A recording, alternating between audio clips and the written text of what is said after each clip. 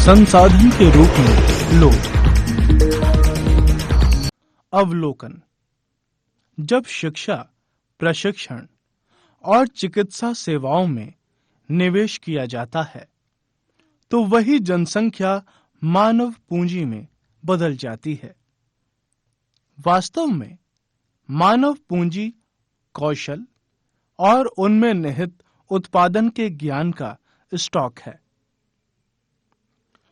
उत्पादक पहलू की दृष्टि से जनसंख्या पर विचार करना सकल राष्ट्रीय उत्पाद के सृजन में उनके योगदान की क्षमता पर बल देता है। दूसरे संसाधनों की भांति ही जनसंख्या भी एक संसाधन है, एक मानव संसाधन। जब इस विद्यमान मानव संसाधन को शिक्षा तथा स्वास्थ्य द्वारा विकसित किया जाता है तब हम इसे मानव पूंजी निर्माण कहते हैं। यह भौतिक पूंजी निर्माण की ही भांति देश की उत्पादक शक्ति में वृद्धि करता है।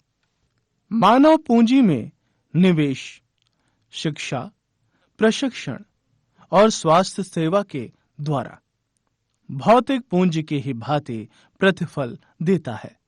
अधिक शिक्षा या बेहतर प्रशिक्षण लोगों की उच्च उत्पादकता के कारण होने वाली अधिक आय और साथ ही अधिक स्वस्थ लोगों की उच्च उत्पादकता के रूप में इसे प्रत्यक्षतः देखा जा सकता है। उच्च आय से न केवल अधिक शिक्षित और अधिक स्वस्थ लोगों को लाभ होता है बल्कि समाज को भी अप्रत्यक्ष तरीकों से लाभ होता है। अधिक शिक्षित या अधिक स्वस्थ जनसंख्या का लाभ उन लोगों तक भी पहुंचता है जो स्वयं प्रत्यक्ष रूप से उतने शिक्षित नहीं हैं या उतनी स्वस्थ सेवाएं उन्हें प्रदान नहीं की गई हैं। मानव पूंजी एक तरह से अन्य संसाधनों जैसे भूमि और भौतिक पूंजी से श्रेष्ठ है, क्योंकि मानव संसाधन भूमि और पूंजी का उपयोग कर सकता है। अनेक दशकों से भारत में विशाल जनसंख्या को एक परिसंपत्ति की अपेक्षा एक दायित्व माना जाता है।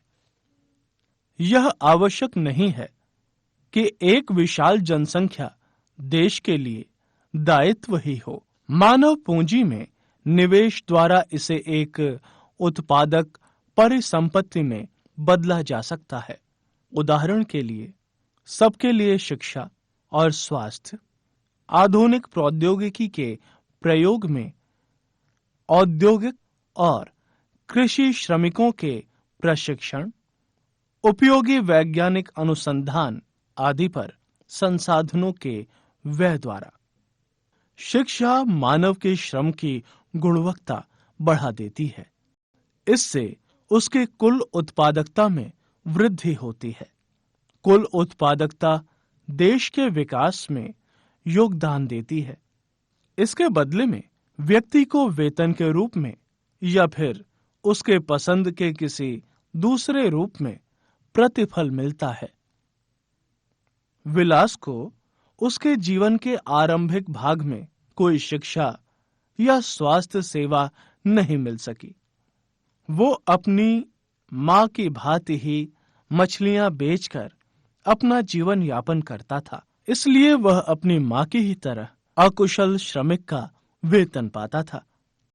मानव संसाधन में शिक्षा और चिकित्सा सेवा के द्वारा निवेश से भविष्य में उच्च प्रतिफल प्राप्त हो सकते हैं। लोगों में यह निवेश भूमि और पूंजी में निवेश की ही तरह है। व्यक्ति शेयरों तथा बॉन्डों में भविष्य में उच्च प्रतिफल की आशा से निवेश करता है। एक बच्चा भी जिसकी शिक्षा और स्वास्थ्य पर निवेश किया गया है, भविष्य में उच्च आय और समाज को वृहद योगदान के रूप में अधिक प्रतिफल दे सकता है। यह देखा जाता है कि शिक्षित माँ-बाप अपने बच्चों की शिक्षा पर अधिक निवेश करते हैं। इस प्रकार वे अपने बच्चे की स्कूली शिक्षा और अच्छे स्वास्थ्य की आवश्यकताओं का भी ध्यान रखते हैं। इस तरह इस मामले में एक अच्छा चक्र बन जाता है, जिसके विपरीत स्वयं भी अशिक्षित और अस्वच्छता तथा सुविधा वंचित स्थिति में रहने वाले माँ बाप एक दुष्चक्र सृजित कर लेते हैं और अपने बच्चों को अपनी ही तरह सुविधाओं से वंचित स्थिति में रखते हैं। जापान जैसे देशों ने मानव संसाधन पर निवेश किया है। उनके पास कोई प्राकृतिक संसाधन नहीं था। यह विकसित एवं धनी देश है। वे अपने देश के लिए आवश्यक प्राकृतिक संसाधनों का आयात करते हैं। उन्होंने लोगों में विशेष रूप से शिक्षा और स्वास्थ्य के क्षेत्र में निवेश किया है। उन लोगों ने भूमि और पूंजी जैसे अन्य संसाधनों का कुशल उपयोग किया है। इन लोगों ने जो कुशलता और प्रौद्योगिकी विकसित की, उसी से ये देश धनी और विकसित बने। पुरुषों और महिलाओं के आर्थिक क्रियाकलाप। विलास और सकल की तरह लोग विभिन्न क्रियाकलापों में संलग्न हैं। हमने देखा है कि विलास मछलियां बेचता था और सकल को एक फर्म में नौकरी मिल गई थी। विभिन्न क्रियाकलापों को 3 विभिन्न क्षेत्रों प्राथमिक, द्वितीयक और तृतीयक में वर्गीकृत किया गया है।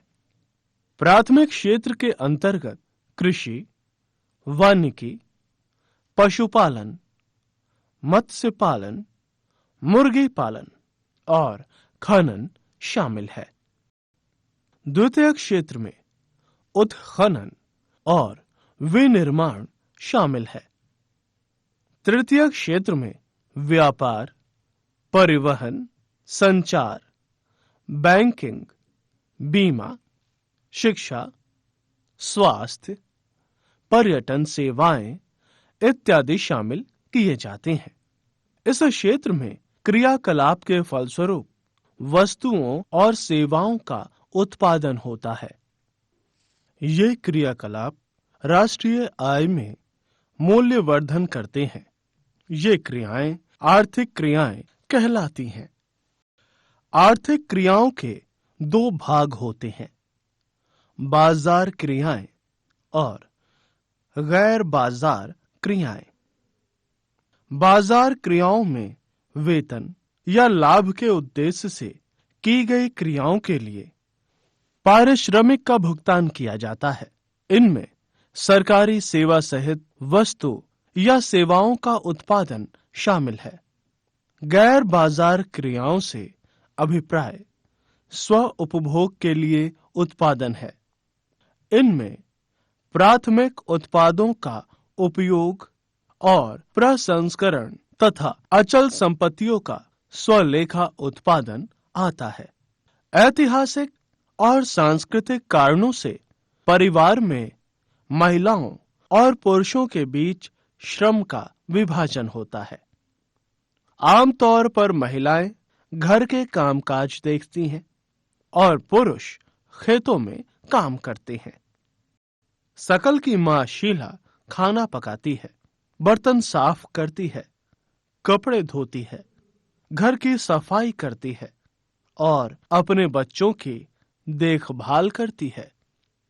सकल के पिताजी बूटा खेतों में काम करते हैं, उपज को बाजार में बेचते हैं और परिवार के लिए धन कमाते हैं। शीला परिवार के पालन पोषण के लिए जो सेवाएं प्रदान करती है, उसके लिए उसे कोई भुगतान नहीं किया जाता। बूटा धन कमाता है जिसे वह परिवार के पालन पोषण पर खर्च करता है। परिवार के लिए दी गई सेवाओं के बदले महिलाओं को भुगतान नहीं किया जाता। उनकी सेवाओं को राष्ट्रीय आय में नहीं जोड़ा जाता, जो कि देश में उत्पादित वस्तुओं और सेवाओं का कुल योग है। विलास की मां गीता मछली बेचकर आय कमाती थी। इस तरह महिलाओं को उनकी सेवाओं के लिए तब भुगतान किया जाता है जब वे श्रम बाजार में प्रवेश करती हैं। उनके पुरुष सहयोगी की तरह उनकी आय उनकी शिक्षा और कौशल के आधार पर निर्धारित की जाती है। शिक्षा व्यक्ति के उपलब्ध आर्थिक अवसरों के बेहतर उपयोग में सहायता करती है। शिक्षा और कौशल बाजार में किसी व्यक्ति की आय के प्रमुख निर्धारक हैं। अधिकांश महिलाओं के पास बहुत कम शिक्षा और निम्न कौशल स्तर है। पुरुषों की अपेक्षा महिलाओं को कम पारिश्रमिक दिया जाता है। अधिकतर महिलाएं वहां काम करती हैं जहां नौकरी की सुरक्षा नहीं होती तथा कानूनी सुरक्षा का अभाव है। अनियमित रोजगार और निम्न आय इस क्षेत्र की विशेषताएं हैं। इस क्षेत्र में प्रसूति अवकाश, शिशु देखभाल और अन्य सामाजिक सुरक्षा तंत्र जैसी सुविधाएं उपलब्ध नहीं होती। हालांकि उच्च शिक्षा और उच्च कौशल वाली महिलाओं को पुरुषों के बराबर वेतन मिलता है। संगठित क्षेत्र में शिक्षण और चिकित्सा उन्हें सबसे अधिक आकर्षित करती है। कुछ महिलाओं ने प्रशासनिक और अन्य सेवाओं में प्रवेश किया है, जिनमें वैज्ञानिक और प्रौद्योगिकीय सेवा के उच्च स्तर की आवश्यकता पड़ती है। जनसंख्या की गुणवत्ता। जनसंख्या की गुणवत्ता साक्षरता दर, जीवन प्रत्याशा से निरूपित व्यक्तियों के स्वास्थ्य और देश के लोगों द्वारा प्राप्त कौशल निर्माण पर निर्भर करती है। जनसंख्या की गुणवत्ता अंततः देश की समृद्धि दर निर्धारित करती है। निरक्षर और अस्वस्थ जनसंख्या अर्थव्यवस्था पर बोझ होती है। साक्षर और स्वस्थ जनसंख्या परिसंपत्तियां होती हैं। शिक्षा। अपने जीवन के आरंभिक वर्षों की सकल की शिक्षा ने बाद के वर्षों में अच्छी नौकरी और अच्छे वेतन के रूप में उसे फल दिया। हमने देखा कि सकल के विकास के लिए शिक्षा एक महत्वपूर्ण आगत था। इसने उसके लिए नए क्षितिज खोले, नई आकांक्षाएं दी और जीवन के मूल्य विकसित किए। बल्कि समाज के विकास में भी शिक्षा का योगदान है। यह राष्ट्रीय आय और सांस्कृतिक समृद्धि में वृद्धि करती है और प्रशासन की कार्यक्षमता बढ़ाती है। प्राथमिक शिक्षा में सार्वजनिक पहुंच, धारण और गुणवत्ता प्रदान करने का प्रावधान किया गया है और इस मामले में लड़कियों पर विशेष जोर दिया जाता है। प्रत्येक जिले में नवोदय विद्यालय जैसे प्रगति निर्धारक विद्यालयों की स्थापना की गई है। बड़ी संख्या में हाई स्कूल के विद्यार्थियों को ज्ञान और कौशल से संबंधित व्यवसाय उपलब्ध कराने के लिए व्यावसायिक शाखाएं विकसित की गई हैं। शिक्षा पर योजना परिव्यय पहली पंचवर्षीय योजना के 151 करोड़ रुपए से बढ़कर 10वीं पंचवर्षीय योजना में 43,825 करोड़ रुपए हो गया है। सकल घरेलू उत्पाद के प्रतिशत के रूप में शिक्षा पर व्यय 1951-52 के 0.64% से बढ़कर 2002-2003 में 3.98%, जो बजटीय अनुमान है, हो गया है। इससे साक्षरता दर 1921 के 18% से बढ़कर 2001 में 65% हो गई है। साक्षरता प्रत्येक नागरिक का न केवल अधिकार है, बल्कि यह नागरिकों द्वारा अपने कर्तव्यों का ठीक प्रकार से पालन करने तथा अपने अधिकारों का ठीक प्रकार से लाभ उठाने के लिए अनिवार्य भी है। जनसंख्या के विभिन्न भागों के बीच व्यापक अंतर पाया जाता है। महिलाओं की अपेक्षा पुरुषों में साक्षरता दर करीब 50% अधिक है और ग्रामीण क्षेत्रों की अपेक्षा नगरीय क्षेत्रों में साक्षरता दर करीब 50% अधिक है। केरल के कुछ जिलों में साक्षरता दर 96% है, जबकि मध्य प्रदेश के कुछ भागों में यह 30% से नीचे है। प्राथमिक स्कूल प्रणाली भारत के 5 लाख से भी अधिक गांवों में फैली है। दुर्भाग्यवश स्कूल शिक्षा के इस विस्तार को शिक्षा के निम्न स्तर और पढ़ाई बीच में छोड़ने की उच्च दर ने कमजोर कर दिया है। 6 से 14 आयु वर्ग के सभी स्कूली बच्चों को वर्ष 2010 तक प्राथमिक शिक्षा प्रदान करने की दिशा में सर्व शिक्षा अभियान एक महत्वपूर्ण कदम है।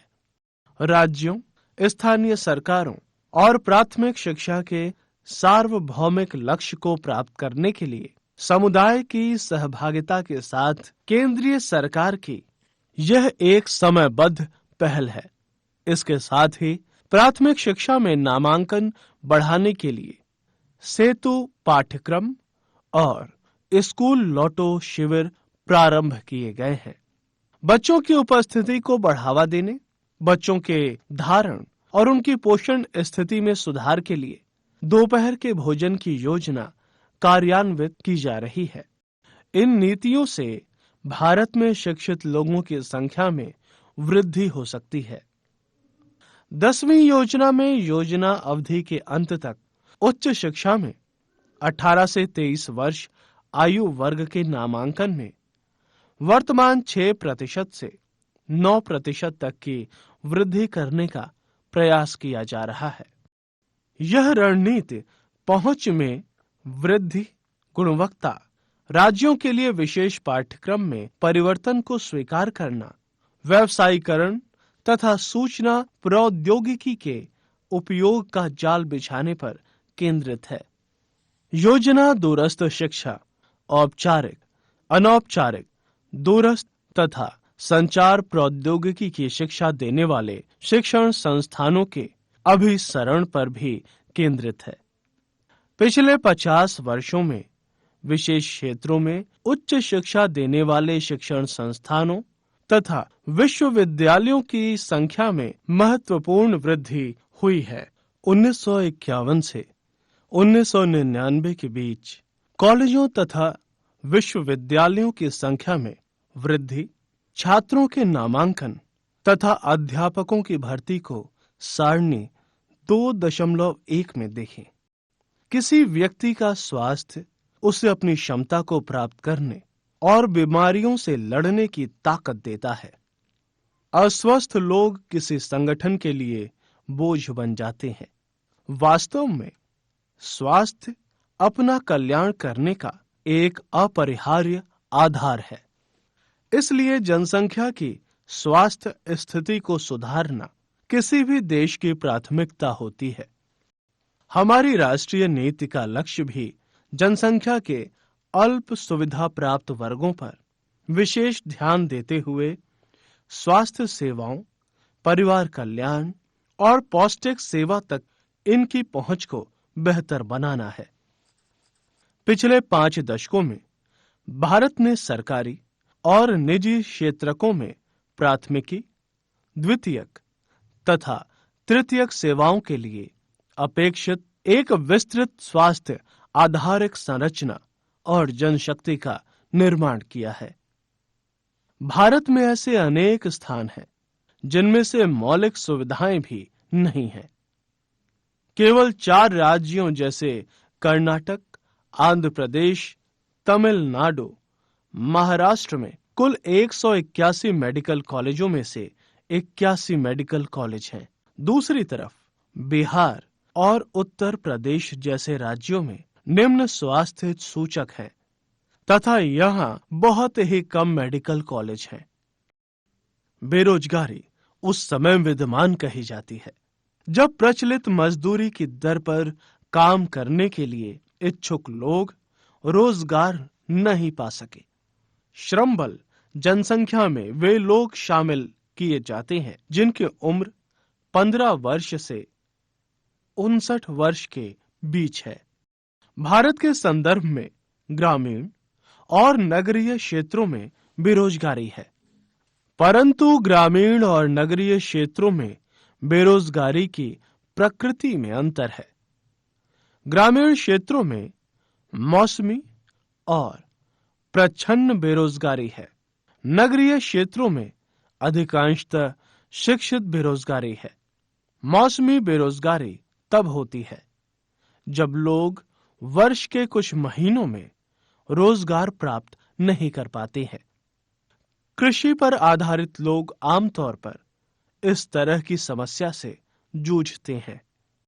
वर्ष में कुछ व्यस्त मौसम होते हैं जब बुआई, कटाई, निराई और गहाई होती है। कुछ विशेष महीनों में कृषि पर आश्रित लोगों को अधिक काम नहीं मिल पाता। प्रच्छन्न बेरोजगारी के अंतर्गत लोग नियोजित प्रतीत होते हैं। उनके पास भूखंड होता है जहां उन्हें काम मिलता है। ऐसा प्रायः कृषिगत काम में लगे परिजनों में होता है। किसी काम में 5 लोगों की आवश्यकता होती है, लेकिन उसमें 8 लोग लगे होते हैं। इनमें 3 लोग अतिरिक्त हैं। ये तीनों इसी खेत पर काम करते हैं जिस पर 5 लोग काम करते हैं। इन तीनों द्वारा किया गया अंशदान 5 लोगों द्वारा किए गए योगदान में कोई बढ़ोतरी नहीं करता। अगर 3 लोगों को हटा दिया जाए तो खेत की उत्पादकता में कोई कमी नहीं आएगी। खेत में 5 लोगों के काम की आवश्यकता है और 3 अतिरिक्त लोग प्रच्छन्न रूप से नियोजित होते हैं। शहरी क्षेत्रों के मामले में शिक्षित बेरोजगारी एक सामान्य परिघटना बन गई है। मैट्रिक, स्नातक और स्नातकोत्तर डिग्रीधारी अनेक युवक रोजगार पाने में असमर्थ हैं। मैट्रिक की तुलना में स्नातक और स्नातकोत्तर युवकों में बेरोजगारी अधिक तेजी से बढ़ी है। एक विरोधाभासी जनशक्ति स्थिति सामने आई है कि कुछ विशेष श्रेणियों में जनशक्ति के आधिक्य के साथ ही कुछ अन्य श्रेणियों में जनशक्ति की कमी विद्यमान है। एक ओर तकनीकी अर्हता प्राप्त लोगों के बीच बेरोजगारी है, तो दूसरी ओर आर्थिक समृद्धि के लिए आवश्यक तकनीकी कौशल की कमी भी है। बेरोजगारी से जनशक्ति संसाधन की बर्बादी होती है। जो लोग अर्थव्यवस्था के लिए परिसंपत्ति होते हैं, बेरोजगारी के कारण दायित्व में बदल जाते हैं। युवकों ने निराशा और हताशा की भावना होती है। लोगों के पास अपने परिवार का भरण पोषण करने के लिए पर्याप्त मुद्रा नहीं होती। शिक्षित लोगों के साथ जो कार्य करने के इच्छुक हैं और सार्थक रोजगार प्राप्त करने में समर्थ नहीं है, ये एक बड़ा सामाजिक अपव्यय है। बेरोजगारी से आर्थिक बोझ में वृद्धि होती है। कार्यरत जनसंख्या पर बेरोजगारी की निर्भरता बढ़ती है। किसी व्यक्ति और साथ ही साथ समाज के जीवन की गुणवत्ता पर बुरा प्रभाव पड़ता है। किसी परिवार को मात्र जीवन निर्वाह स्तर पर रहना पड़ता है, जो उसके स्वास्थ्य स्तर में एक आम गिरावट आती है, और स्कूल प्रणाली से अलगाव में वृद्धि होती है। किसी अर्थव्यवस्था के समग्र विकास पर बेरोजगारी का अहितकर प्रभाव पड़ता है। बेरोजगारी में वृद्धि मंदीग्रस्त अर्थव्यवस्था का सूचक है। यह संसाधनों की बर्बादी भी करता है जिन्हें उपयोगी ढंग से नियोजित किया जा सकता था। अगर लोगों को संसाधन के रूप में प्रयोग नहीं किया जा सका तो वे स्वाभाविक रूप से अर्थव्यवस्था के लिए दायित्व बन जाएंगे। सांख्यिकीय रूप से भारत में बेरोजगारी की दर निम्न है। बड़ी संख्या में निम्न आय और निम्न उत्पादकता वाले लोगों की गिनती नियोजित लोगों में की जाती है। वे पूरे वर्ष काम करते प्रतीत होते हैं, लेकिन उनकी क्षमता और आय के हिसाब से ये उनके लिए पर्याप्त नहीं है। वे काम तो कर रहे हैं, पर ऐसा प्रतीत होता है कि ये काम उन पर थोपे हुए हैं। इसलिए शायद वे अपनी पसंद का कोई अन्य काम करना पसंद कर सकते हैं। गरीब लोग बेकार नहीं बैठ सकते। वे किसी भी काम से जुड़ जाना चाहते हैं, चाहे उससे कितनी भी कमाई हो। अपनी कमाई से वे किसी तरह जीवन निर्वाह कर पाते हैं। प्राथमिक क्षेत्र में स्वरोजगारी एक विशेषता है। यद्यपि सभी लोगों की आवश्यकता नहीं होती है, फिर भी पूरा परिवार खेतों में काम करता है।